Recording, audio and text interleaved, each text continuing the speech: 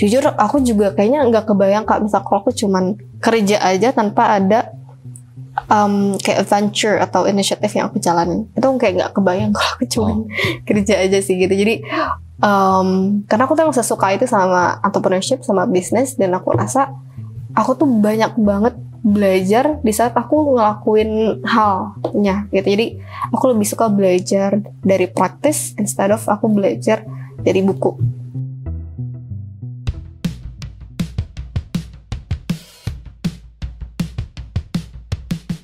Hi, and welcome to Build in Blue. Gudangnya cerita-cerita figur inspiratif dan pegiat inovasi di sekeliling kita, dan gimana cara mereka ngadepin hal ngerintang dan bikin ide mereka jadi kenyataan. Gua host kalian, Gian. Di episode ini, kita angkat cerita Naila Syabirah, perempuan muda yang ngebangun bisnis non-stop dari SD. Sekarang, Naila lagi ngelola 2 usaha berbeda dengan satu tujuan, yaitu bantu orang-orang ngeraih mimpi mereka. 1, mimpi anak muda untuk bisa pergi dan sukses di luar negeri. Dan 2, mimpi warga daerah 3T untuk bisa punya akses listrik yang lebih reliable untuk ningkatin produktivitas dan taraf hidup mereka.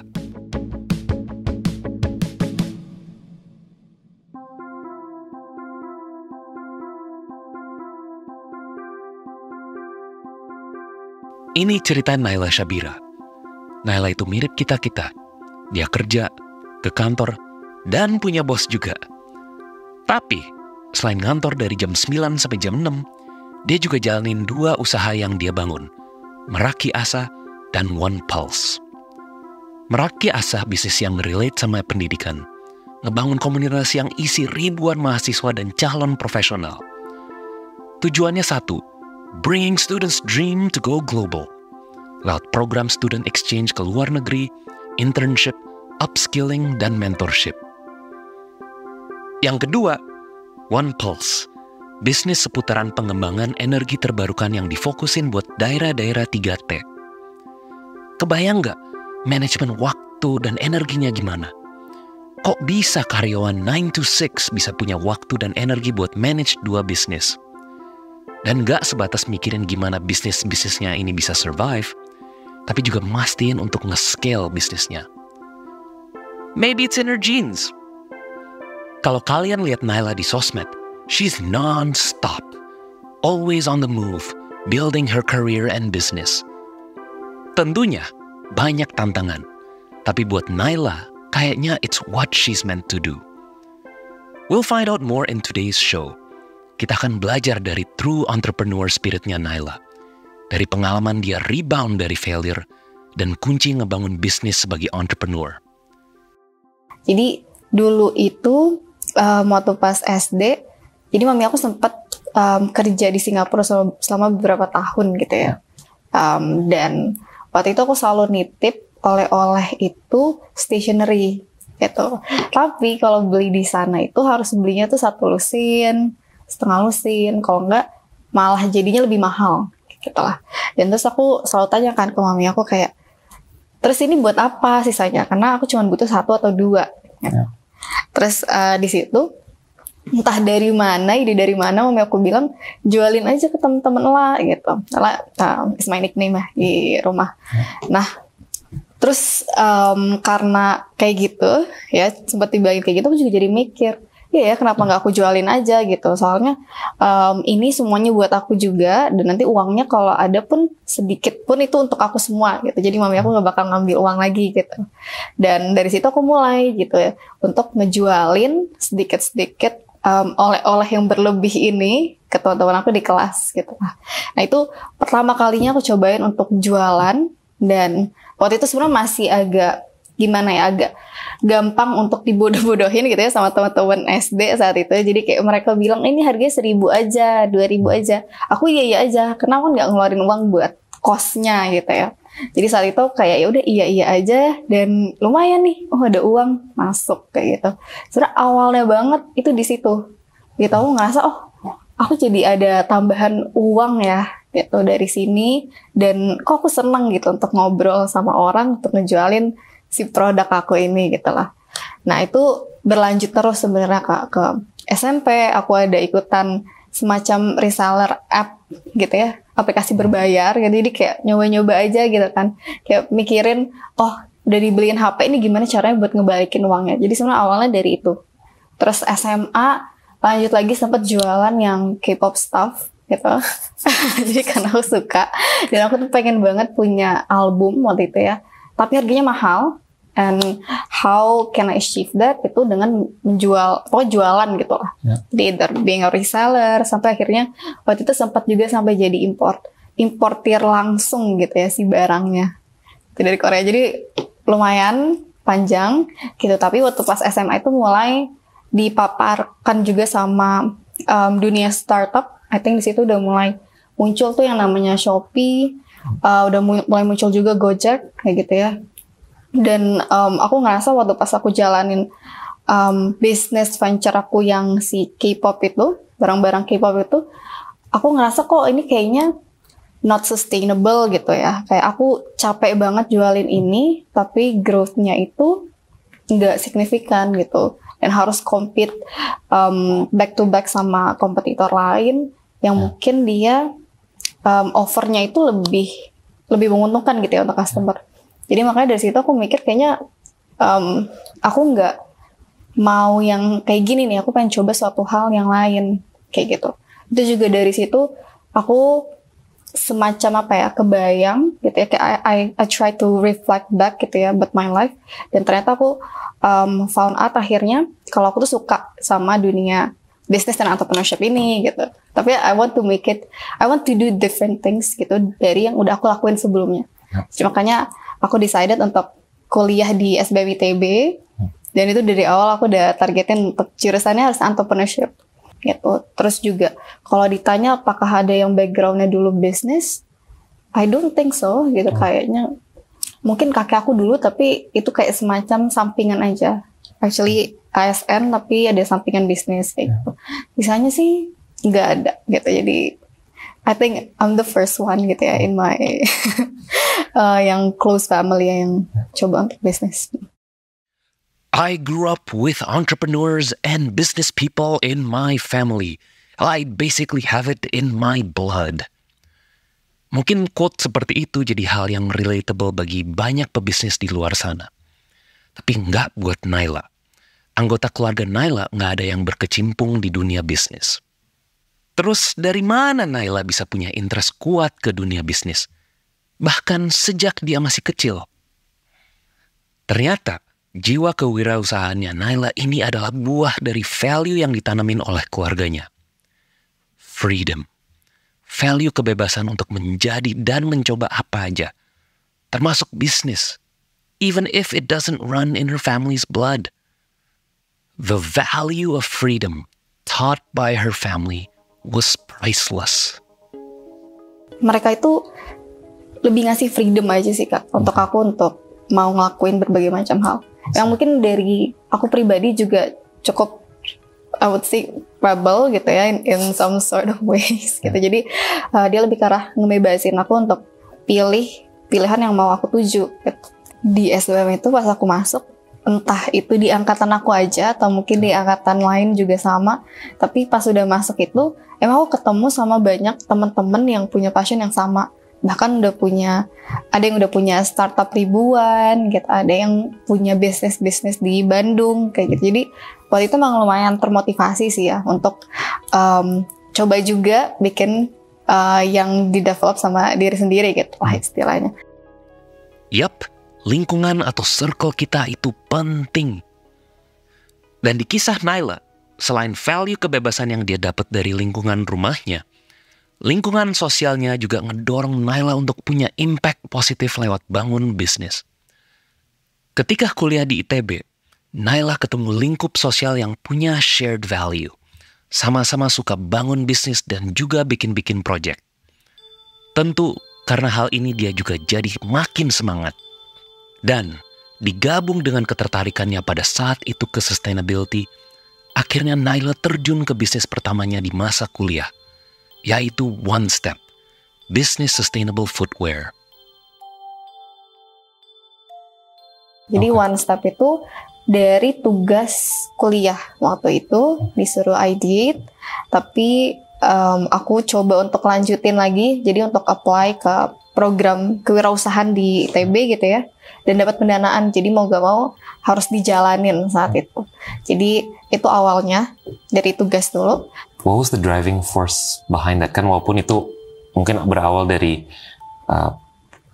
course dari sekolah, tapi kan you ended up continuing it kan kalau nggak salah, dan it was about sustainable footwear in a way to combat waste. Tapi where did you even find that problem and why did you want to tackle that problem? Yeah. Jadi emang interestingly pas aku masuk ke SBM ini, yang diarahin untuk membuat bisnis itu adalah dimulai dari problem dulu, like find the problem first gitu ya. Dan itu benar-benar aku juga baru tahu pas aku masuk ke sana. Dulu pas SMA aku nggak kebayang istilahnya jualan apa yang lagi tren aja. Tapi semenjak masuk situ, oh ya harus dimulai dari problem. Dan ini problemnya aku temuin waktu pas aku duduk sebenarnya sama teman aku, ada namanya kayak Anu gitu ya. Terus kayak waktu lagi hujan, ya kita lagi duduk aja di GKU kalau nggak salah gitu ya. Jadi ada tempat di TB gitu. Terus tiba-tiba temen aku ngomong kalau kayaknya bagus ya kalau ada sepatu yang bisa dilepas pasang gitu ya. Jadi atasnya bisa dilepas, terus nanti mungkin tinggal bawahnya aja. Pokoknya istilahnya nanti nggak kena cipratan pas lagi hujan kayak gitu. Jadi itu core-nya yang buat aku mikir gitu ya. Wah bener juga ya kan gitu. Karena kita kan agak concern nih setiap kalau lagi hujan sepatu kita nanti kotor atau gimana gitu ya. Dari situ aku coba do more research gitu ya terkait hal ini, dan ternyata masalah sepatu ini lumayan besar gitu ya, karena limbah fashion, limbah sole itu is quite a huge di dunia inilah pokoknya. Jadi sole itu bahkan bisa sampai 100 tahun untuk akhirnya terurai solnya itu sendiri, dan sementara kita terus produksi jutaan pairs of shoes gitu every year, dan itu pasti bakalan numpuk banget. Jadi makanya di situ aku coba develop idea gimana caranya satu sole ini bisa untuk berbagai tipe sepatu, tinggal ganti aja si upper shoes-nya gitu. What were the business challenges towards making one step a sustainable, not just something for sustainable for environment, tapi juga a sustainable business gitu, yang apa learningsnya, Naila, kalau boleh cerita? Wah, ini for context, jadi One Step itu sekarang on hold banget. Dan major challenge-nya itu adalah kita dari planning, semuanya tuh udah selesai, Kak. Jadi udah desainnya, udah jadi kayak gini. Even we make a very good design gitu, sampai yang 3D-nya, sampai yang bisa gerak-gerak, kita udah bikin. Terus juga dari segi marketingnya udah siap. Tapi yang gak siap itu adalah dari segi production. Dan production ini itu di luar kontrolnya kita lah gitu. Ini kita mau outsource ke pabrik gitu kan. Sementara ini sepatunya itu sangat berbeda dengan model sepatu yang mereka buat pada umumnya gitu kan. Karena atas bawahnya nanti dia bisa ngelepas gitu. Jadi ada resletingnya.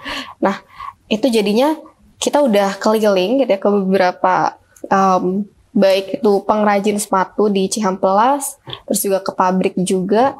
Kita masih belum dapetin nih yang benar-benar bisa buat ini sesuai dengan desain kita. Dan misal pun ada, itu harus ada tanda tangan untuk kita pasti bakalan nge-produce sebanyak ratusan pieces gitu lah. Dan saat itu dana kita belum ada gitu. Masih mahasiswa juga, jadi makanya kita coba hold dulu ide ini. Mungkin in the future, karena mungkin ada satu co-founderku masih mau pursue itu, dan dia bilang kita coba kumpulin uang dulu aja, nanti misal kalau kita ada waktu untuk lanjutin ini, then we'll continue this idea. Itu kalau misalnya untuk bikin apa ya, kayak sepatu atau produk yang apa ya, kayak lebih ada sustainability angle-nya, kan mungkin does it cost more than the typical shoe, Naila, atau or is it just the same? Tapi what are the other, apa ya, kayak selain hanya produksi, how will you convince the average person, you have to buy this shoe gitu.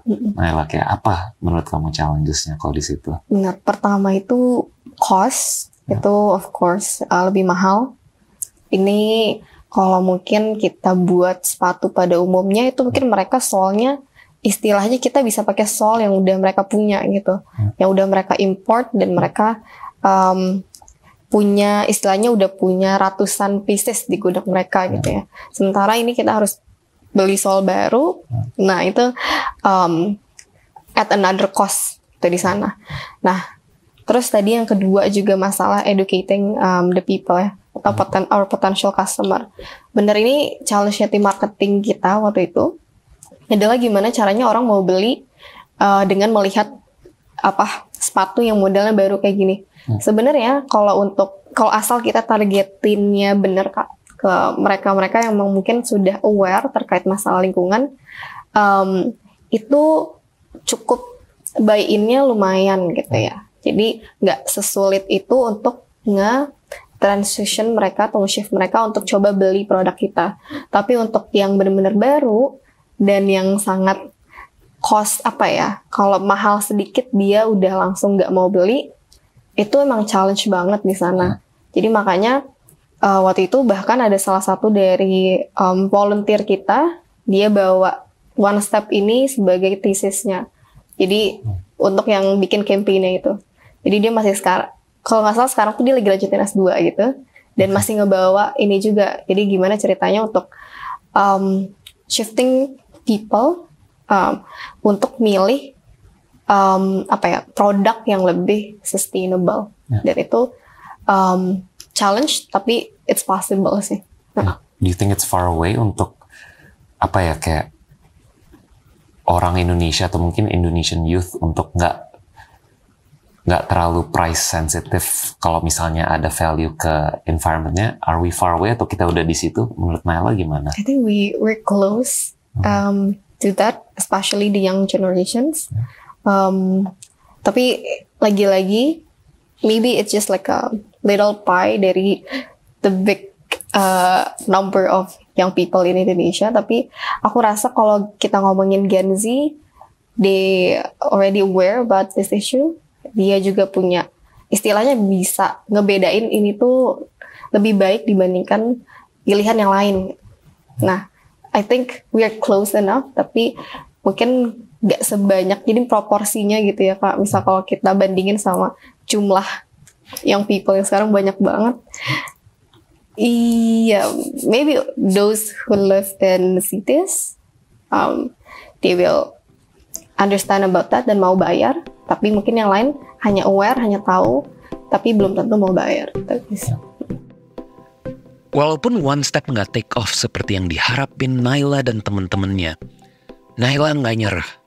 Naila sadar kalau kegagalan itu biasa dan ini baru permulaan. Pengalaman yang Naila dapat dari One Step dijadiin sebagai referensi dan pelajaran Naila untuk nyoba lagi bikin bisnis baru, Meraki Asap. Bisnis yang kali ini dibangun dengan cita-cita untuk merealisasikan mimpi anak muda Indonesia yang mau ke luar negeri. Bisnisnya mulai dengan sederhana, kemudian pivot dan improve hingga menjadi besar seperti sekarang. Aku tuh dulu ada di asrama gitu Kak, jadi dapat beasiswa. Namanya Bright Scholarship dari IABM BRI. Nah itu kita tinggal di satu rumah yang sama gitu ya, sama 11 pemuda, sebenarnya satu kuliah ya, itu cewek-cewek di situ 12 orang plus sama aku gitu ya. Terus kita kayak banyak ngobrol karena waktu itu COVID juga, jadi kegiatan offline itu kan jarang. Jadi kita di rumah aja, kita ngobrol-ngobrol banyak. Dan di situ ada satu poin di mana kita ngobrolin tentang keinginan kita gitu ya, apa sih yang kita pengenin selama kuliah gitu. Dan di situ muncul bahasan untuk kita mau keluar negeri nih gitu.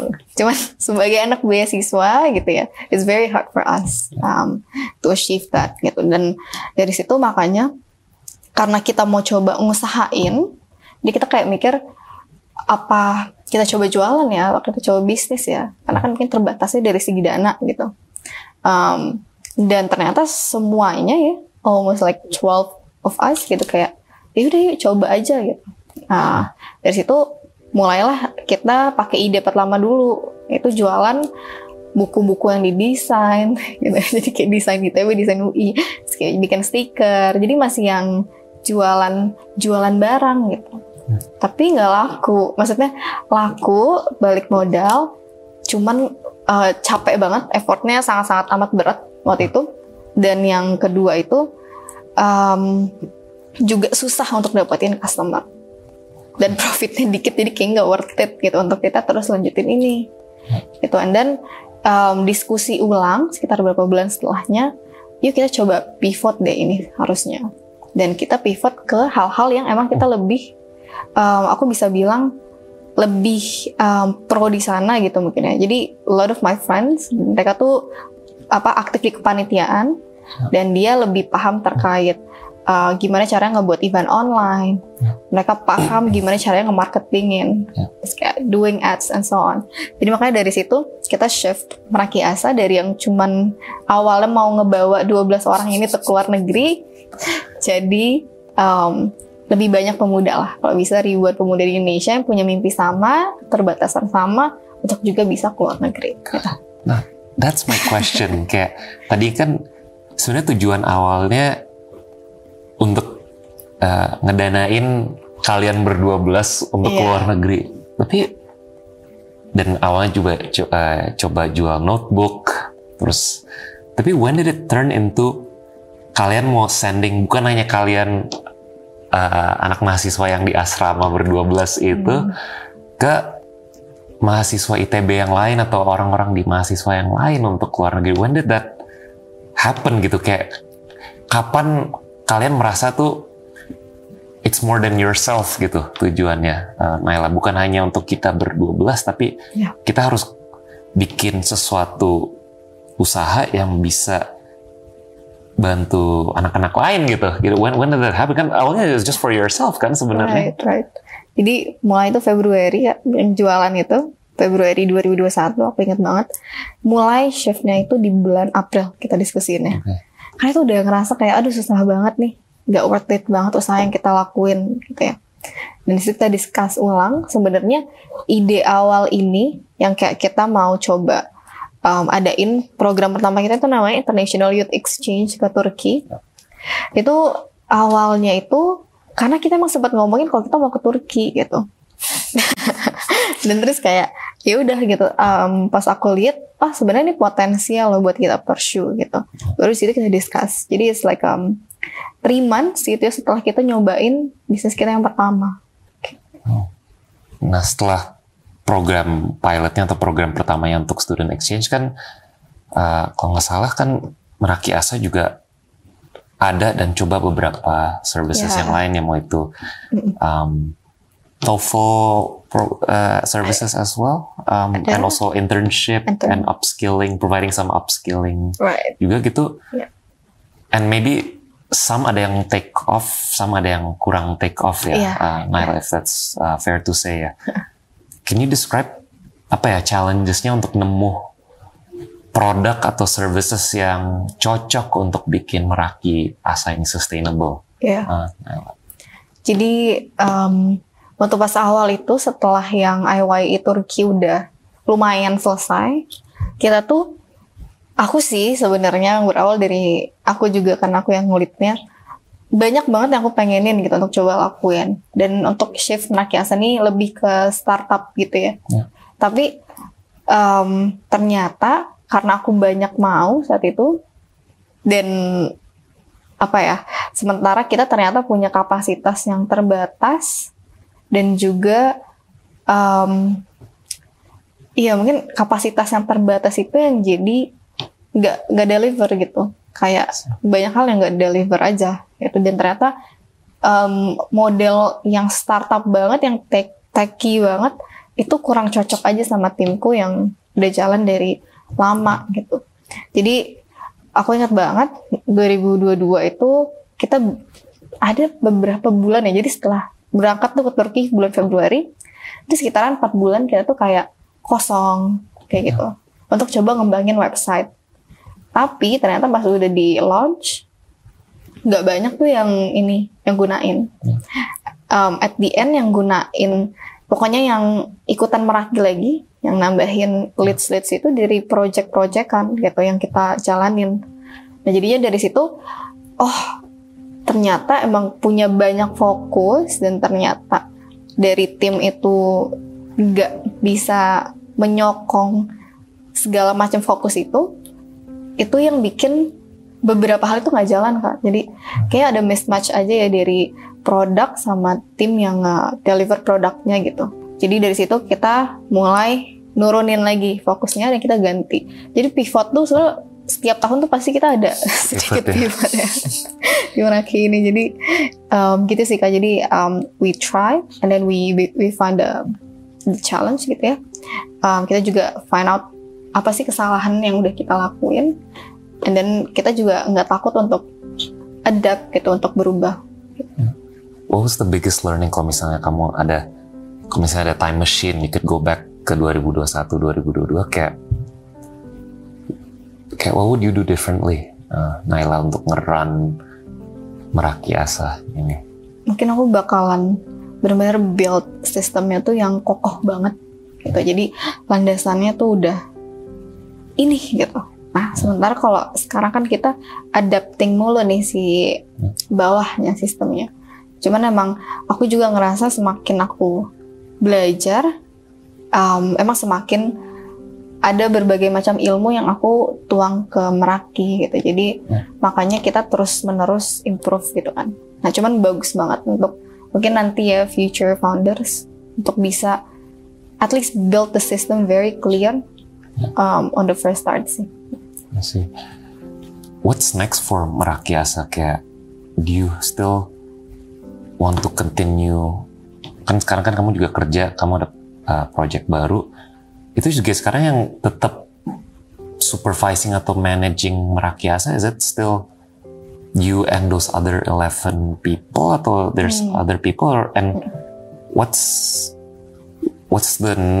is the vision still the same gitu untuk Meraki Asa tuh? Apakah ada visi yang baru? Is it still sending students global or to be successful globally? Atau setelah ada pelajaran dan pengalaman 2 atau 3 tahun ini, ada visi yang baru, Naila, untuk Meraki Asa?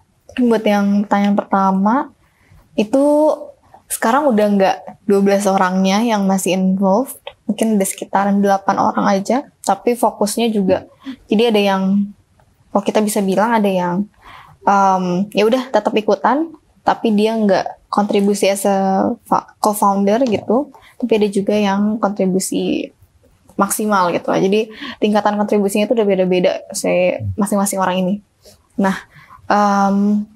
terus untuk kayak next-nya gimana gitu. Kalau vision yang awal itu masih tetap jadi yang we want to bring more students to go global. Kita mau coba istilahnya addressing those gaps gitu. Tapi emang kita coba expand lagi gitu untuk dari value-nya, dari mission-nya. Jadi kalau dari value-nya dulu tuh cuman global exchange aja, cuman yang global banget gitu. Tapi kalau sekarang tuh kita ada tambahan lagi satu value, itu giving back. Dimana itu kita ada volunteering, kita ada bantu desa, dan juga di situ lebih arahnya adalah ke pemuda Indonesia. Dia punya opportunity atau punya kesempatan untuk bantu pemuda lainnya atau mungkin masyarakat marginal lainnya gitu. Tujuannya lebih ke sana. Walaupun nanti kita kaitin lagi ya sama yang global juga, kayak kita pengen bawa orang luar ke Indonesia, itu juga ada kayak gitu. Tapi ada satu tambahan value yang kita taruh gitu. Terus juga kalau buat missionnya, jadi karena kita ini bisa dibilang dari segi dana itu cukup struggling juga Kak. Jadi kayak some projects itu bisa ngasilin ratusan juta dalam one go gitu. Tapi itu nggak rutin gitu, itu cuman datang ya pas di bulan ada project ini aja gitu. Mungkin 1 bulan itu kita dapat masukan gede banget. Tapi kayak next month nggak ada gitu, jadi nggak ada pemasukan sama sekali. Itu kan namanya kita nggak stabil gitu dari segi pemasukannya. Jadi kita di sini mungkin in the back gitu ya, yang mungkin orang-orang nggak lihat di Meraki Asa di fun gitu, kita nggak pernah marketingin ini, tapi kita juga jalanin project sama company, dimana kita as their event organizer, atau mungkin istilahnya kita ambil mereka ada buka procurement, kita ambil kegiatan di sana, ambil project di sana, dan kita dapetin uang dari sana gitu. Tapi fokusnya mungkin sama project-project yang youth juga gitu ya. But that's in the back untuk nge-support Meraki dari segi finansial sih. Emang sometimes you have to find ways to sustain your business ya. Iya, itu sangat important. Mungkin back to that vision that you said, still sending Indonesians global gitu. Mungkin aku bagi dua ya ke misi itu. Satu, in making sure Indonesians can go global. Tapi kedua, how can Indonesians be successful globally gitu. Nah, di dua pilar itu, kan Merakyasa has a pretty big following already. You've touched thousands of Indonesian youth, and mungkin Naila udah lihat sendiri kayak ada orang yang nggak pernah keluar negeri, terus sekarang akhirnya ada kesempatan keluar negeri dan ada kesempatan untuk ikut apa, mau itu conference atau course atau apa di luar negeri. Mungkin first, sending people global, what's the biggest gap there? Dan kedua, gap Indonesians to be successful globally. Apa yang kayak kurang dari Indonesian youth? Apa itu skill atau pengalaman supaya kita bisa juga sukses globally? Okay.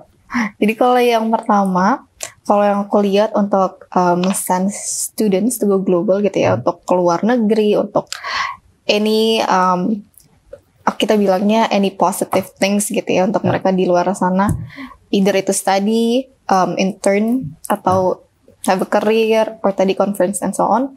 Itu yang pertama itu adalah information gap information gap dulu. Jadi itu yang kita lihat kayak masih ada aja gitu ya di nanya gitu, orang nanya ke aku, Kak ini dapat info kayak gitu dari mana sih? Itu banyak banget, dan aku kira ini sebenarnya udah cukup teraddress karena Instagram itu lumayan banyak loh yang mereka istilahnya share informasi di sana gitu. Aku kira ini udah lumayan tersolve, ternyata keadaannya masih banyak juga yang belum tahu gitu. Bahkan kalau di Meraki, tim TikTok kita gitu ya, yang itu tuh lumayan tuh.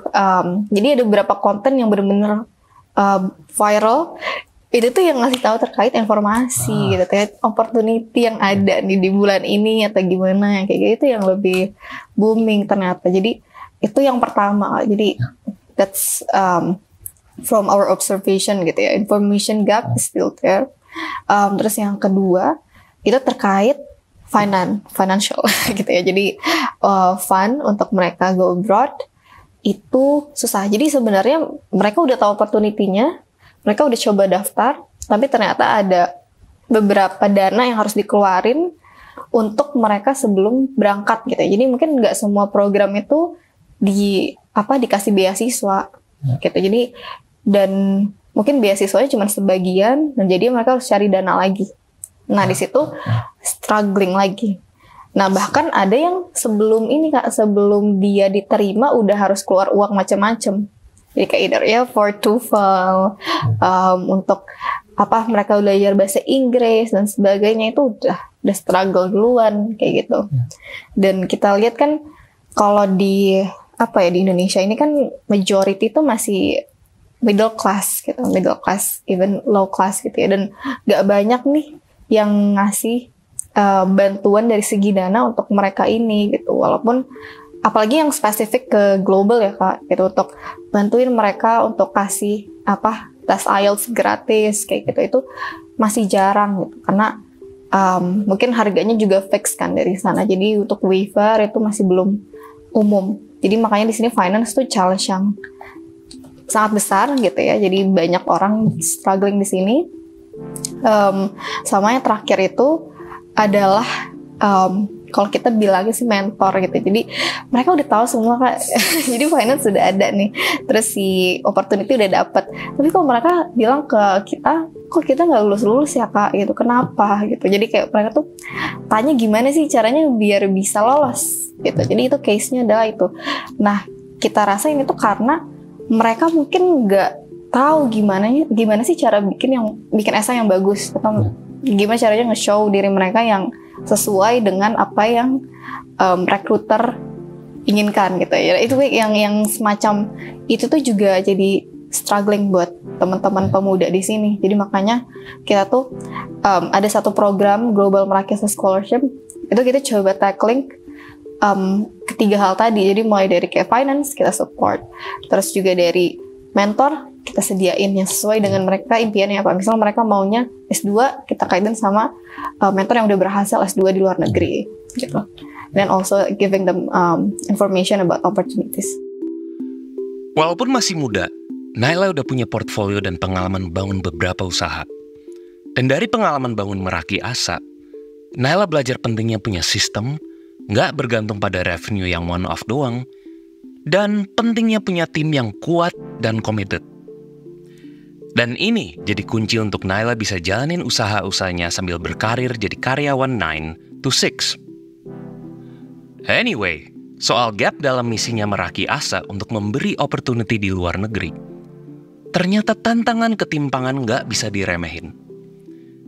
Walaupun kita udah hidup di era digital, informasi berlimpah dan terbuka di internet, ternyata konteks dan dengar pengalaman orang first hand secara langsung itu masih penting banget. Gua dan Naila pun lanjut ngobrol lebih dalam soal tantangan yang dihadapin orang Indonesia untuk bisa sukses di luar negeri. Kali ini, Naila juga mau denger pendapat gua, jadi kita tuker pandangan. Sebenarnya gini, kalau missionnya Merakyasa itu, kita ada satu kata yang aku suka banget, itu adalah global exchange for local change. Jadi, we believe that through exchanging at least like perspectives or like convo with the global world gitu ya, itu bakal bawa perubahan juga di lokal gitu ya, di Indonesianya gitu. Jadi we believe on that vision gitu, kayak that sentence itu cukup jadi dasarnya Meraki ada juga gitu. Kenapa? Karena kita lihatnya gini sih, karena dari kalau kita ngomongin soal edukasi itu juga sama kayak kita ngomongin masalah climate tadi, jadi masalah environment. Banyak banget yang bisa kita tap in di sana. Jadi solusi-solusi untuk ngembangin edukasi sama ngembangin si environment itu banyak banget yang bisa kita masukin, dan itu beda-beda gitu loh temanya. Jadi ada yang bisa tap in ke anak-anak kecil gitu, anak-anak SD, atau ada yang bisa tap in ke masalah anak-anak SMP, ada yang tap in ke masalah lainnya. Dan kita rasa untuk di beberapa hal gitu ya, untuk dari segi masalah yang anak SMA gitu ya, misal dia masalahnya untuk mau ke PTN kayak gitu, itu tuh udah banyak yang address gitu. Kayak beberapa hal gitu ya di bidang edukasi itu kita udah coba map out, oh ternyata player untuk solving that problems itu already exist, dan kita bisa bilang ada beberapa player di sana yang mungkin kalau Merakyasa mau masuk lagi, it will be hard for us to survive gitu. Dan yang di situ kayak kita ngeliat ada gap di sini gitu, di mana untuk pendidikan yang tadi, untuk pendidikan yang dari global itu, yang istilahnya kita mau coba push people from Indonesia to go global, itu masih nggak banyak kita lihat, apalagi yang addressing medium to low income gitu. Jadi untuk medium to high, a lot of consultants out there tuh udah ada, tapi yang untuk medium to low, I think not very much udah available di market gitu. Jadi kita mau coba masuk ke sana.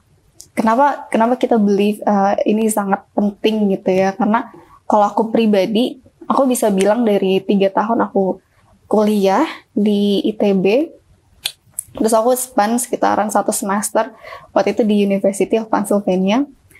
Aku rasa materi yang benar-benar paling aku ingat itu adalah yang aku pelajarin selama 4 bulan aku di UPenn itu. Wow. I would say, iya aku spend jauh lebih banyak waktu pas aku di SBM ITB, dan banyak juga yang aku pelajarin, tapi yang membekas gitu ya, dan juga aku implement lagi di kerjaan aku sekarang, itu ada di saat aku taking classes di Wharton waktu itu.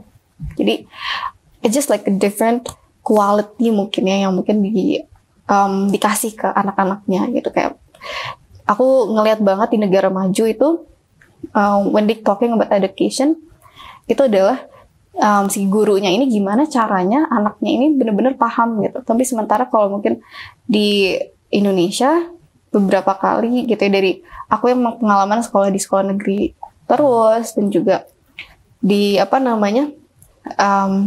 perguruan tinggi negeri juga ada beberapa case kayak mereka ini mungkin nggak semua guru ya Kak, jadi ini hanya sebagian gitu. Aku ngerasa ya udah yang penting ngajar aja gitu, tapi nggak yang penting buat mereka tuh bukan anaknya paham, tapi adalah mereka menyelesaikan tugasnya kalau mereka harus mengajarkan si tema ini. Itu yang menurut aku bisa untuk ditingkatin lagi gitu. Sementara ya intinya mindset guru di saat kita dapetin di luar sana dan mungkin di Indonesia tuh bisa jadi kualitasnya berbeda, itu yang satu ya. Kedua itu I think about the perspectives yang kita dapetin saat kita keluar. Jadi mungkin kalau kita ngomongin negara maju, di saat kita ke sana kita ngerasain beda banget tuh. Either dari policy-nya. Waktu pas kemarin aku di Norway itu aku dapetin ilmu terkait how the government itu sangat-sangat support ke their citizen gitu ya. Anyone gitu. Jadi dari segi bisnis dia kasih grants gitu. Kalau dia mau kembangin suatu business or like startups yang bakal berkontribusi baik untuk negaranya, they support it gitu. Terus yang studentsnya, yang buat mahasiswanya itu mereka kasih beasiswa. Jadi kayak whatever background you are gitu ya. Kalau kalian gak sekaya-kaya banget, itu tetap kalian dapat beasiswa gitu. Jadi kalian ya belajar, tinggal belajar gitu Pak. And the infrastructure is just very very good. Jadi itu menurut aku ada banyak hal yang bisa kita dapetin, kita pelajarin di saat kita keluar dan kita ngobrol sama orang-orang di luar sana gitu. Dan itu sebenarnya exchange juga gitu. Jadi kita juga jelasin di Indonesia tuh kayak gini, terus mereka juga bakal jelasin. I think those conversation itu bener-bener bakalan enriching gitu. Jadinya kita juga termotivasi untuk balik dan buat perubahan di beberapa hal di negara kita sendiri. My perspective honestly, mungkin tadi kan Naila juga kasih contoh information gap. Misalnya ada orang Indonesia yang mungkin kalau mau apply untuk kuliah ke luar negeri atau internship atau exchange di luar negeri, kadang-kadang pengalaman aku kalau misalnya di luar negeri, let's say contohnya essay gitu, itu essay-nya it's not to show that these are my achievements gitu, tapi kita harus highlight cara pemikiran kita sebenarnya dari essay-nya, dari satu use case atau satu experience atau satu project yang kita pernah kerjain gitu. And again, I'm someone yang I'm very lucky ada opportunity untuk kuliah di luar negeri dan kerja di luar negeri. And let me know what you think about this ya, Naila. Karena kan stereotipnya orang selalu bilang, okay, Indonesians need to be better at math and science atau English atau apa gitu. Tapi I don't think it's a matter of skill sebenarnya gitu. I think there are many smart Indonesians, much smarter than me, tapi mungkin how to present themselves aja, how to show off sedikit kayak. Bener, beda banget Kak. Waktu pas aku di US juga apa yang aku pelajarin itu adalah itu anak-anaknya semuanya itu berani untuk speak up di kelas. Jadi makanya setiap kita belajar itu two way, dua arah. Jadi aku nggak pernah, kayaknya waktu di kelas aku itu almost all of them itu pernah tunjuk tangan, pernah ngobrol gitu lah sama si profesornya di kelas besar gitu, untuk showing their arguments, showing their opinions. Tapi kalau di Indonesia emang mungkin kita agak malu-malu gitu. Nah itu jujur aku juga ngerasain. Tapi kalau buat yang essay, atau aku juga ngerasa kalau aku tuh baru tahu kalau kita tuh harus bikin essay tuh yang bagus tuh kayak gini. Kita tuh harus bawa our story, kita harus be authentic. Aku juga baru tahu tuh sekitaran pas aku tingkat 2 kali ya mau naik tingkat 3 ya. Jadi aku juga dulu tuh bener-bener blank banget sama hal tersebut Kak, karena dan ini menurut aku masih banyak dirasain sama pemuda-pemuda di Indonesia. Jadi mereka tuh banyak nanya ke aku gitu ya, Kak gimana sih Kak biar lolos gitu. Padahal aku udah ngeliat experience-nya tuh bagus banget. But they cannot show themselves gitu. Mereka nggak tahu kayak framework yang bagus gimana, atau mungkin kata-kata yang harusnya diambil gimana. Kayak mereka ada 10 prestasi, apakah 10 prestasinya harus di show? Itu emang suatu apa ya, mungkin ilmu yang seharusnya juga dikasih tahu gitu. Iya sih, jadi I don't know ya. In a way kayak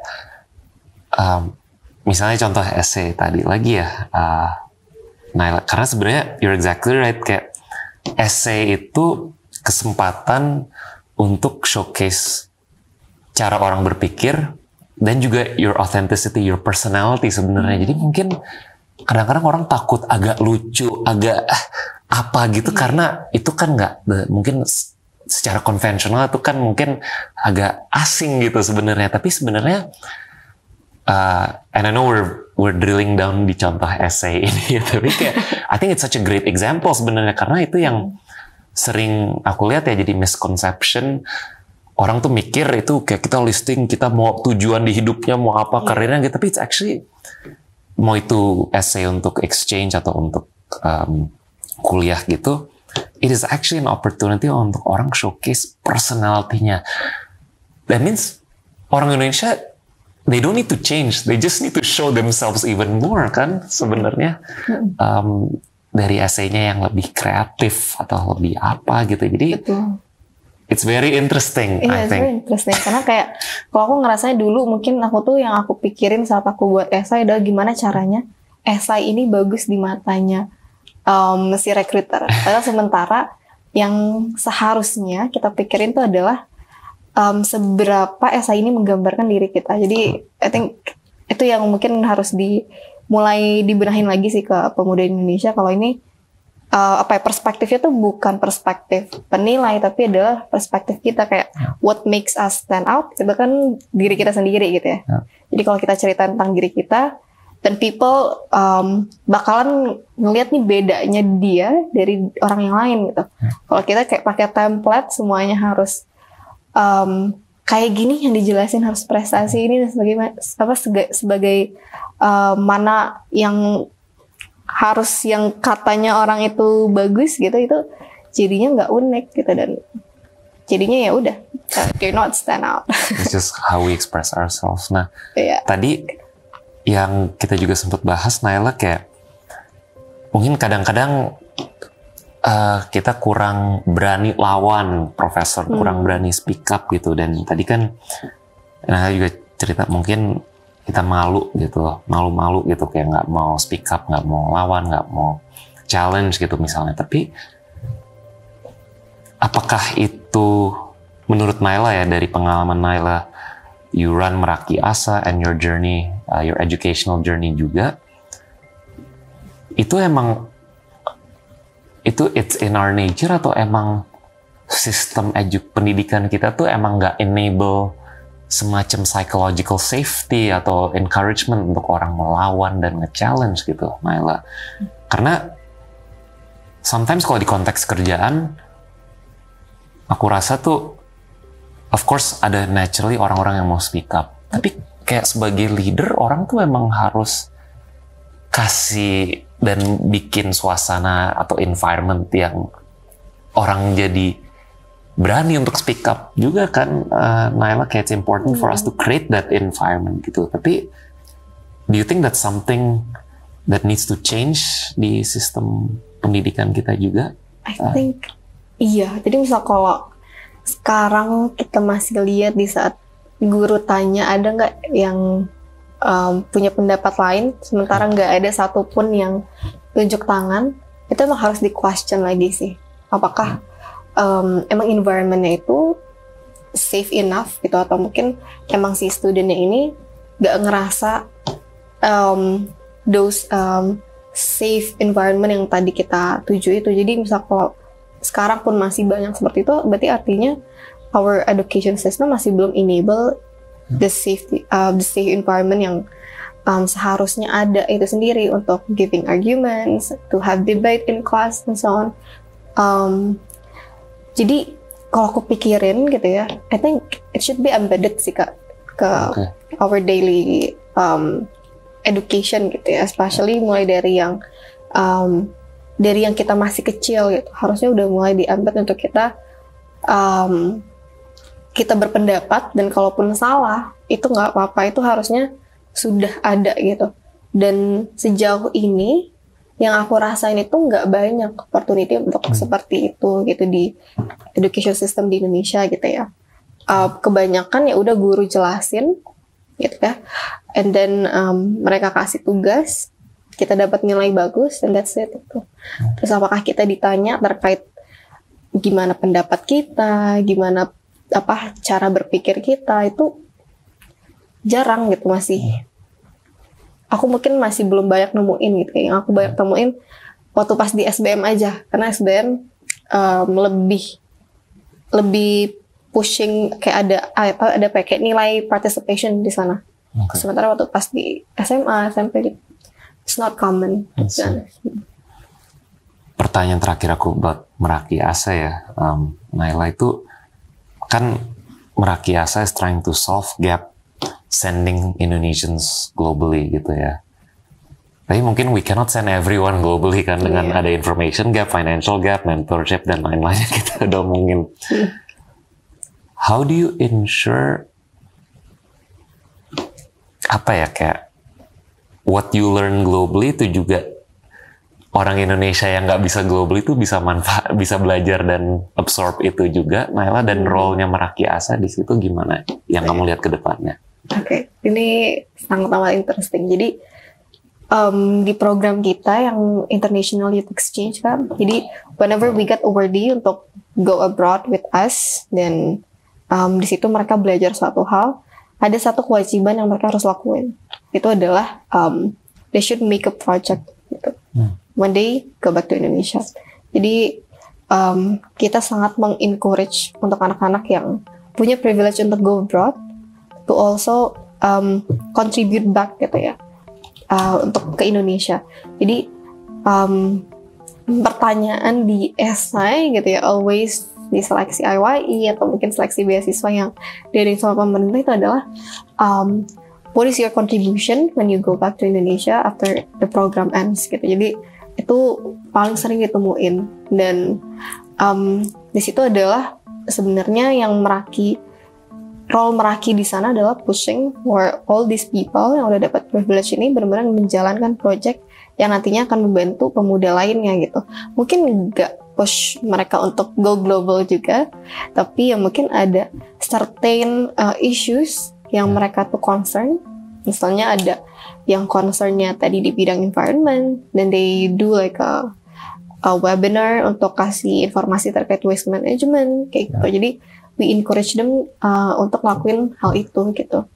Dan mungkin hal lainnya yang Meraki Asa coba lakuin itu adalah karena kita ngerasa Kak, yang ada beberapa section pemuda gitu yang mereka tuh udah pesimis duluan untuk gak bisa keluar negeri gitu. Kayak I think everyone has the same opportunity gitu ya. Kalau Meraki Asa beliefnya, ideally semua orang punya opportunity yang sama. Cuman ada beberapa orang yang benar-benar kayak udah pesimis duluan, dan jadinya ya udah gitu, they will never go abroad, dan bahkan dia udah pupus mimpinya dari awal kayak gitu. Nah kita tuh pengen juga coba untuk orang-orang yang ini kita kasih motivasi lebih gitu. Makanya di yang Giving Back Project kita itu kita ada volunteer kerjasama sama salah satu, pokoknya berbagai foundation sih ke depannya gitu ya. Jadi gak cuma satu aja. Mungkin kali ini yang pertama itu sama Our Home, itu mereka bantu anak-anak jalanan di kota Bandung, dan juga ada beberapa kota lainnya. Tapi yang kita coba lakuin itu sama anak-anak jalanan di kota Bandung ini, untuk educating and motivating them kalau mereka tuh boleh kalau punya mimpi besar gitu di masa yang akan datang gitu. Setelah Naila selesai kuliah dan mulai berkarir, Meraki Asa terus berjalan. Tapi di sisi lain, passionnya di sustainability yang dia mulai dengan One Step juga masih membara. Akhirnya, Naila ngelanjutin passionnya ini dengan mulai bisnis proyek solar energy, yaitu One Pulse. Terus kamu udah mulai kerja di WRI, masih jalanin Meraki, and then now you started One Pulse. Iya. Before I get to One Pulse, how do you manage your time towards everything? Dan kenapa kamu masih mau bangun another new thing gitu? Okay. Naila, kayak why are you obsessed with building stuff? Oke, yang pertama yang time management. Itu, aduh Kak, jujur jawabnya aku juga susah gitu. Aku juga kayak ngerasa kalau aku pikir-pikir, kok bisa gitu ya, aku jalanin ini semua. Tapi ternyata yang mungkin satu hal yang aku dapatin itu adalah karena aku punya tim. Itu jadinya aku bisa ngelakuin ini. Jadi dulu waktu pas aku jualan yang K-pop itu I'm all alone Kak. Jadi kalau aku hilang semua nggak jalan gitu. Nah jadi bedanya pas aku udah di Meraki di One Pulse itu karena punya tim gitu ya. Jadi istilahnya bebannya tuh kebagi dan jadinya mungkin di saat aku sibuk teman aku bisa take charge about some stuff gitu ya. Terus juga misalnya aku udah nggak perlu lagi mikirin terkait marketing karena marketing udah ada lead-nya gitu. Yang fokusin mungkin cari fund-nya, cari dananya. Ya, jadinya aku bisa ngebagi waktu aku untuk fokus ke beberapa hal yang emang harus aku aja yang kayak cuma aku yang bisa lakuin itu gitu.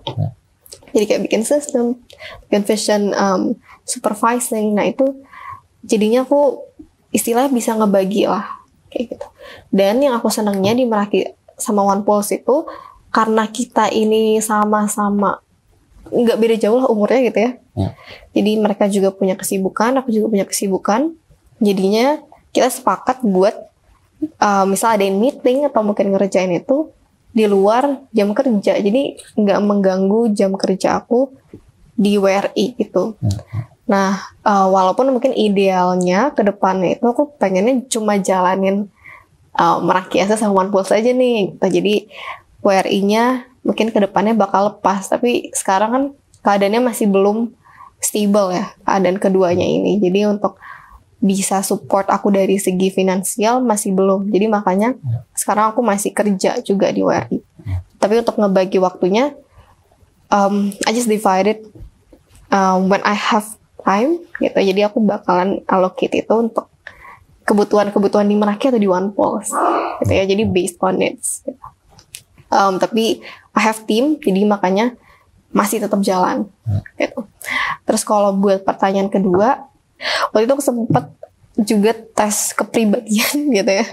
Ada namanya stand out gitu. Itu sebenarnya dari WRI juga sih, kayak dia punya ada HR system namanya stand out. Terus kayak dia ngetes gitu pribadi kita tuh apa sih gitu. Waktu itu yang keluar itu adalah kalau aku tuh creator, influencer gitu. Jadi number one trait-nya itu creator. Jadi kayaknya emang aku ngerasa aku tuh emang suka untuk create something from scratch gitu. Kayak aku suka aja the feeling of aduh pusing-pusing gitu. Terus kayak oh dapat challenge ini itu. Tapi at the end happy juga gitu. Karena aku ngelakuin suatu hal yang memang benar-benar fulfilling buat diri aku.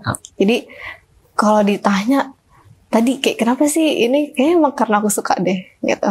Jawabannya mungkin kayak aku suka sih untuk ngelakuin itu. Dan jujur aku juga kayaknya nggak kebayang Kak, misal kalau aku cuman kerja aja tanpa ada kayak adventure atau inisiatif yang aku jalanin, itu kayak nggak kebayang kalau aku cuman kerja aja sih gitu. Jadi karena aku tuh emang sesuka itu sama entrepreneurship, sama bisnis, dan aku rasa aku tuh banyak banget belajar di saat aku ngelakuin halnya gitu. Jadi aku lebih suka belajar dari praktis instead of aku belajar dari buku. Jadi makanya aku tetap lakuin Meraki. Terus kalau yang One Pulse itu interestingly karena awalnya tuh ada mimpi aja gitu ya, mimpi-mimpi lain yang aku rasa kayaknya kalau only depends on Meraki kayaknya aku nggak bisa untuk masuk ke arah sana gitu. Jadi makanya waktu itu aku coba ajak lagi teman aku. Sebenarnya ini idenya udah dari pas waktu kita di US Kak waktu itu.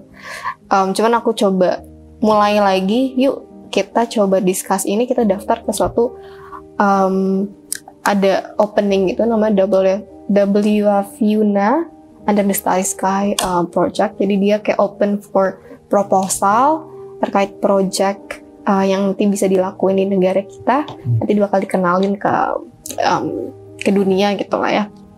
Nah, terus aku ajak teman aku dan kita akhirnya decide untuk go with the idea yang udah sempat kita buat juga dulu, gitu, itu terkait solar panel, renewable energy. Nah, jadi dari situ kita mulai lagi ideation dan ternyata lolos gitu. Jadi habis itu jadi mau gak mau kita harus implementasi sampai akhir dan ternyata ini potensinya sangat besar gitu kan. Untuk sustainable-nya, untuk jangka panjangnya itu sangat-sangat potensial gitu. Karena di situ kita bawa listrik ke desa yang belum ada listrik, yang mereka memang benar-benar butuh sama si akses ini gitu, dan mereka berani untuk bayar ke kita, dan kita pun dapat support dari berbagai macam hal yang sekarang emang udah care di bidang renewable energy gitu. Jadi kita kayak udah ada di tengah-tengah ini, jadinya let's do this gitu, let's take this for long term. Ini kan di Flores ya? Di Flores, benar. Nah, first, what is the problem and how are you kayak structuring the support for the solar panel initiative, Naila?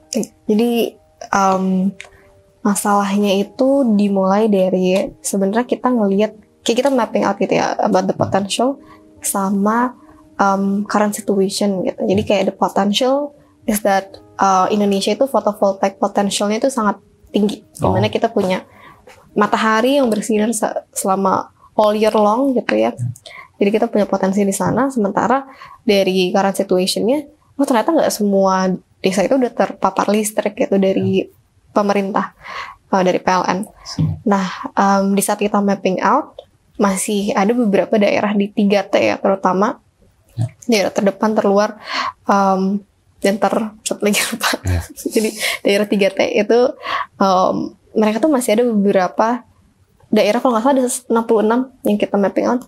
Ya, itu desa yang belum terpapar listrik. Jadi kalau nggak salah tingkat electricity, akses to electricity di Indonesia tuh udah sekitaran 99% atau 98%. Nah, 1-2% ini masih belum. Nah, itu menurut kita itu basic needs for human, istilahnya untuk develop, untuk grow their economy and so on. Itu menurut kita masalah-masalah yang paling dasar. Kalau kita keluar negeri, ke negara maju, mereka nggak ada masalah itu sama sekali. Tapi kenapa di Indonesia masih ada? Jadi itu masalah basic yang aku rasa itu benar-benar harus kita solve segera mungkin, gitu ya. If we want to enable a bigger change gitu lah. Nah, terus dari situ sebenarnya kita coba propose dulu kan, kita coba bikin plan segala macam. Kita juga belum tahu nih sebenarnya gimana implementasi ke depannya. Tapi ternyata pas kita implementasi, Kak, I think it's just like, I don't know, maybe it's because the hands of God juga kayak ngebantu kita gitu ya. Jadi ternyata aku ada kenalan gitu di NTT yang ternyata dia tahu desa yang belum ada listrik di sana tuh desa apa gitu ya. Nah, dari situ itu yang mempermudah kita untuk bisa implementasi si solusi ini. Karena mereka orang lokal sana. Jadi kita kerjasama sama local youth community, namanya Sahabat Lentera Desa, yang emang dia isinya tuh pemuda-pemuda NTT yang mau membawa lentera untuk desa-desa di sana. Gitu. Kan kita lakuin survei dan lain sebagainya, dan ternyata tuh masalahnya benar-benar miris kan. Jadi keadaannya itu di desanya itu sebenarnya mereka ada diesel, gitu ya. Jadi bisa pakai solar tuh nyalain listrik. Tapi itu cuma mungkin 5 rumah yang punya itu. Jadi kayak kalau mereka mau ngecas HP tuh ya mereka ke rumah ini gitu ya. Jadi pergi ke sana. Terus lampu gitu ya. Mereka ada lampu solar panel dari pemerintah, tapi itu udah lama banget dan gak diperbaruin gitu. Jadi itu ada yang masih bisa digunain, ada juga yang enggak. Dan yang enggak mereka harus beli mungkin lampu yang mahal, atau bahkan yang mereka masih pakai lampu yang pakai minyak tanah gitu. Jadi keadaannya anak-anak di sana kalau malam udah nggak bisa ngapa-ngapain, udah nggak bisa belajar. Ini salah satu hal yang menurut aku agak sad juga ya. Sementara kalau di Indonesia itu kita malam kita belajarnya malah malam gitu. Karena mereka memang nggak ada kesempatan untuk belajar di malam hari karena udah gelap semuanya, gitu kan. Dan di situ semakin tergerak sih untuk kita coba bantu ini gitu. Dan makanya ya udah kita ke sana. Ternyata warga desanya menyambut kita dengan baik gitu, malah senang banget ada ini gitu ya. Akhirnya mereka at least punya lampu, at least mereka punya sumber listrik, dan kita juga bantuin mereka dari segi mesin pemecah kemiri. Jadi mereka tuh masih konvensional banget untuk dari segi pertaniannya ya. Jadi mereka pupuk aja mereka nggak menggunakan itu sama sekali di pertanian mereka. Terus juga mereka tuh kayak suka ngomong ke kita kalau masalah kita itu adalah kita tuh nggak tahu kenapa kita tuh gagal panen gitu. Kayak ini kayak mereka tuh masalah kan di cuaca ya, kan sangat depends on that gitu. Padahal semua perubahan cuaca ini dilakukan, ya mungkin nanti ada masalah iklim lagi nanti namanya climate justice gitu di sana. Cuma aku ngerasanya kayak mereka yang mungkin sangat berkontribusi kecil terhadap iklim, tapi mereka merasakan dampak paling besar gitu. Dimana mereka jadi nggak bisa panen, mereka nggak bisa makan nasi, mungkin nasinya hanya cukup untuk sekian bulan, kayak gitu. Jadi, I think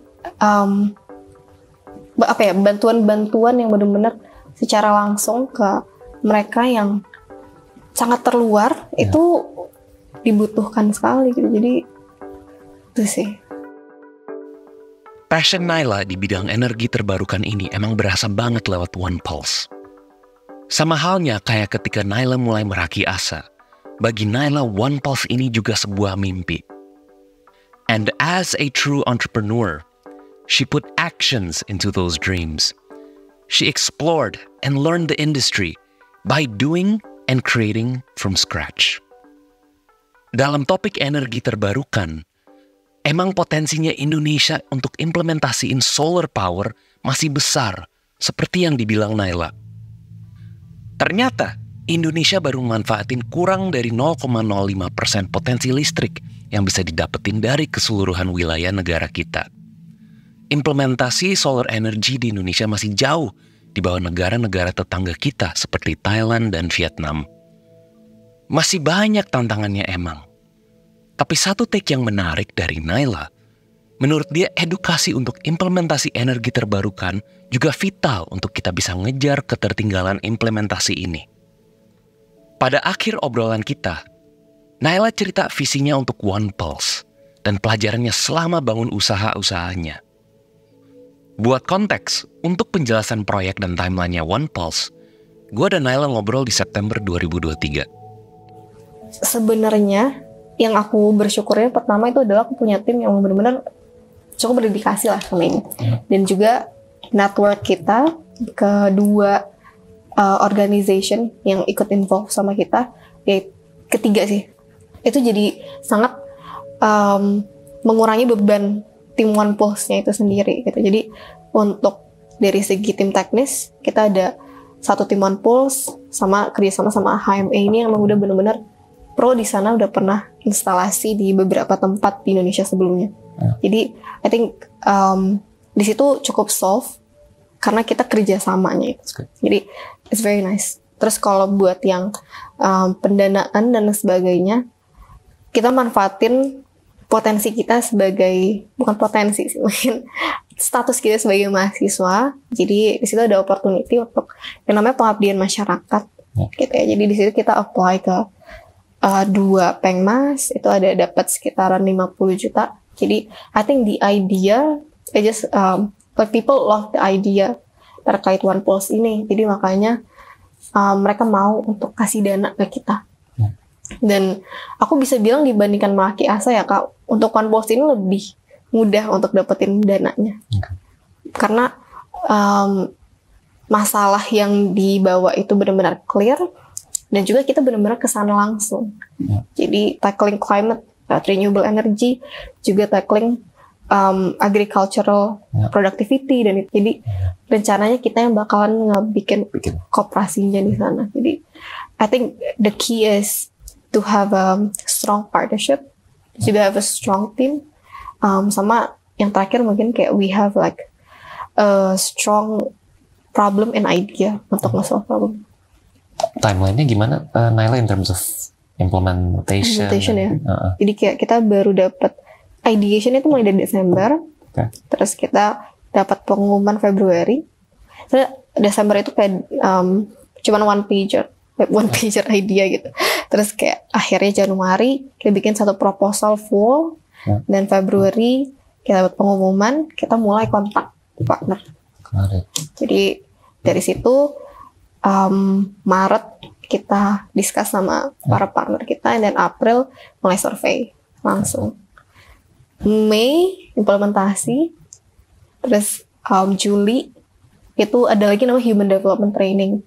Jadi kita nge-training masyarakat di sekitar sana terkait renewable energy dan juga terkait agricultural productivity. Jadi gimana caranya nge-enhance itu ke anak-anak SMA-nya, SMK sih. SMK-nya juga belajarnya dia pertanian, jadi pas banget sama ke warga desa.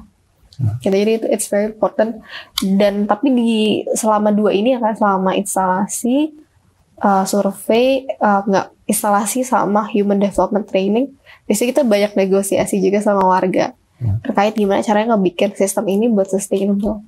Dan kita berdua itu sepakat kalau ini itu harus jangka panjang gitu. Jadi makanya mereka mau untuk bekerja sama juga dengan kita, untuk join, nanti kita bikin koperasi atau ada panitia, itu mereka sangat-sangat mendukung gitu. Jadi itu aku sangat bersyukurnya juga di sana. Kita dapat gumbang, jadi dusun gumbang itu yang kita targetin pertama kali, dan sangat kita udah benar-benar dekat juga sama warga di sana. Gitu. Nanti kedepannya, sekarang kan udah bulan September, nanti kedepannya bakal ada lagi sih. What's the big vision for One Pulse? Kita awalnya mau bikin foundation, gitu, tapi kayak at the end of the day kita juga thinking about making this as a social enterprise. Jadi ada kita mainly for impact, tapi ada bisnisnya di sana supaya ini sustainable. Jadi that's the bigger vision. Dan kita juga udah dapetin beberapa demand dari dusun-dusun di sekitaran itu yang juga masih belum ada listrik gitu. Jadi kita pengen bantu lebih banyak desa lagi ya untuk punya akses gitu. Karena ada at least di Flores ya, di NTT itu masih ada beberapa desa yang belum terpapar listrik karena mungkin memang susah ya, kayak geographic location itu kalau kakak tahu dia naik turun, dan juga kayak ada in the middle of nowhere, itu benar-benar effort banget untuk ke arah sana. Nah, jadi kita mau bantuin lebih banyak lagi desa. Belum ada sih angka targetnya berapa banyak, tapi kita hopefully kedepannya almost mungkin nanti kedepannya mungkin scale-nya lebih gede lagi, jadi dapetin funding yang lebih besar, jadi ada bisa secara paralel kita lakuin implementasi di berbagai macam desa. Nah, terus kalau lanjutin ke yang tadi, kira-kira what will make that happen gitu ya. Nah ini susah sih, menurut aku ada beberapa aspek di sana. Jadi yang pertama dari timnya. Mungkin jujur aku sangat senang di tim One Pulse ini, semuanya tuh involved dan berdedikasi gitu ya. Kayak they all kayak seneng gitu untuk ngejalanin ini. Jadi hopefully itu bakalan bikin si projectnya sustain. Jadi walaupun mereka udah kerja di mana-mana, tapi they still think about One Pulse, dan kita tetap jalanin ini terus. Jadi kuncinya satu, tim. Yang kedua juga tadi funding. Jadi kita bisa bilang One Pulse ini itu kalau investmentnya gitu itu lumayan besar Pak. Karena kita harus pergi ke sana, kita harus install solar panel yang nggak kecil gitu. The investment is quite big. Jadi kalau kita punya funding yang cukup, itu kita bakalan lebih cepat lah untuk penetrasi ke berbagai macam desa lainnya. Gitu. Dan mungkin yang terakhir tadi more villages itu are more open to us juga. Gitu. Karena ada beberapa yang aku tahu, ada beberapa desa juga yang reluctant kalau mereka mau dialirin listrik, atau mungkin mereka kurang open sama orang dari luar gitu ya. Jadi if they are open to us, it will be helpful. That will allow you to give more impact to the other villages. Oh, thank you so much for sharing about your entire journey. Quite a lot. Kenal, just to end this conversation, I just want to ask, do you think you're born an entrepreneur, or you were built or shaped to become an entrepreneur, Naila? I think shaped. Is the more. I think it's shaped. Gak ada kayaknya orang yang menurut aku benar-benar born as an entrepreneur gitu ya. Kayak I just feel like aku tuh mau jadi entrepreneur itu karena aku udah ngelewatin rasanya jadi entrepreneur, dan ternyata aku suka ngelakuin itu. Even though there's a lot of challenge, ada banyak hal yang harus dipikirin, ada banyak waktu yang harus didedikasiin, tapi aku tetap suka ngelakuin itu. I think they just shaped gitu, kayak karena aku udah pernah ngerasain, dan ternyata I feel like I like to do it, jadi makanya aku terus-terusan ngelakuin ini. Dan I hope juga more and more people gitu ya, yang mungkin sekarang masih ketahan takut nih buat nyoba, takut gagal gitu, kayaknya coba aja dulu, bisa jadi ini jadi suatu hal yang menyenangkan buat kalian gitu. And lastly, what's the biggest key towards becoming, what's the karakteristik atau skill yang paling dibutuhkan sebagai entrepreneur? I think persistent gitu. I don't know, kayak kadang ada banyak orang yang idenya bagus gitu ya. They have like a very good idea, very good analysis, tapi they're not persistent enough untuk nge-pursue ini sampai berapa tahun gitu. Jadinya di tengah-tengah berhenti duluan dan jadi nothing gitu. Sementara I think kalau ngomongin entrepreneurship, it needs a lot of years gitu, untuk sampai akhirnya berasa kayak there's a momentum yang kita harus cari. Terus juga ada dedikasi di sana untuk sampai kayak dapetin key-nya. Jadi I think that's the thing sih.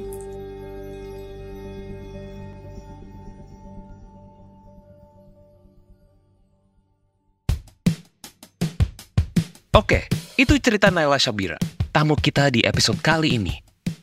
Menarik ya, kita belajar ternyata dengan manajemen waktu, energi, sama sistem yang benar, kita-kita yang punya kerjaan full-time sebenarnya bisa jadi founder dan ngurus bisnis. Tanpa harus trade-off, misalnya resign dari kerjaan kantoran kita. Fakta menariknya, ternyata tren jadi founder bisnis di samping kerjaan full-time juga emang lagi ngetren di beberapa tahun belakang.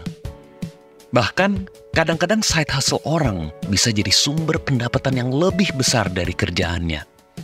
Tapi bukan terkait uang doang. Banyak yang juga melakukan side project untuk bisa berikan impact yang lebih besar juga. Dan itu motivasinya untuk Naila. Walaupun ada banyak setback dan tantangan, dia nggak berhenti coba buat impact yang besar. Making Indonesians' dream to go global a reality and bringing power to those in need. With solar power. Anyway, kalau kalian pengen tahu lebih jauh soal apa yang dikerjain Naila saat ini di kedua bisnisnya tadi, kalian bisa langsung cek Instagramnya di @meraki_asa dan onepulse.id dan di websitenya merakiasa.org. Sekali lagi, thank you Naila for the stories and insights. Kalau kalian suka dengan episode kali ini dan pengen tahu lebih lanjut soal Build in Blue, kalian bisa subscribe ke Build in Blue di Spotify, Apple Podcasts, atau YouTube. Dan follow Build in Blue di Instagram, TikTok, dan Twitter @BuildInBlue. Oke, sampai jumpa lagi. Have an awesome day.